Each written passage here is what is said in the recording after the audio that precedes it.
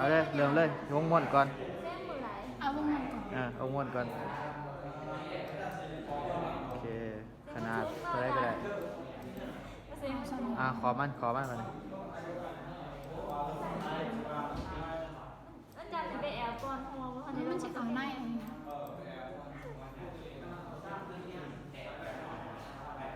คอยให้เมื่อกี้เขาเฮ็ดใบเ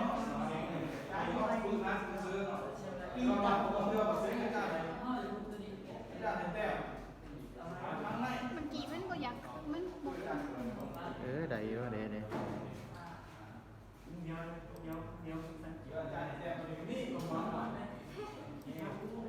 มันเป็นอะไรอ่ะเด้ปิดเขาโอเคเตอร์วะเด้นะ พัดลมในอะไรแนวนี้ได้คือกันไปนี่ก็ได้คือกันหลักเอาซื้อหลักก็ยับมายับมันเขาว่าจะยังมุน เริ่มเห็นเนาะตัวนี้วางเริ่มใช้ถึงไหนอ่ะ มันคือยามุน เอาคำสั่งใหญ่ไม่มีแต่ว่าคำสั่งใหญ่มันยังโอ้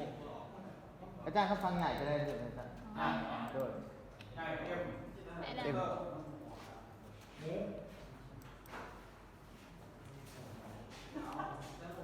ฮะเป็นภาษาไทย